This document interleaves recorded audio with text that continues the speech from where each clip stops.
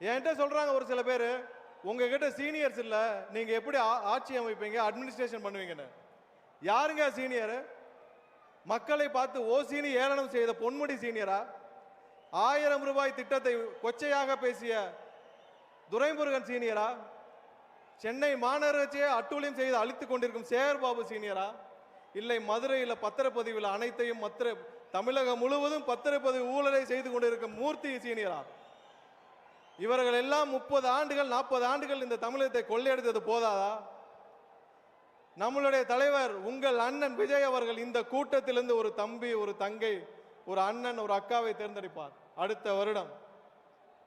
அந்த தேர்ந்தெடுக்கும் அந்த நபர் அமைச்சராக தலைமைச் செயலகத்தில் உட்கார்ந்து ஒவ்வொரு நொடியும் மக்களை பற்றி மட்டுமே சிந்திக்கும் ஒரு நபராக இருப்பார்.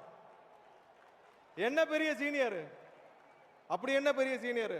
ஒருத்தருக்கும் இங்க இருக்கிற துறையை பத்தி எதுவுமே தெரியாது. ஆனால் நம் தலைவர் அண்ணன் விஜய் அவர்கள் தேர்ந்தெடுக்கும் இங்க இருக்கிற ஒரு தம்பி, தங்கை, அண்ணன், அக்கா அவர்கள் 3 வாரத்தில் அந்த துறையை பற்றி தெரிந்து கொள்வார். 4 வாரத்திலிருந்து என்ன செயல் திட்டம்னு முடிவு பண்ணி டெலிவர் பண்ண ஆரம்பிப்பார்.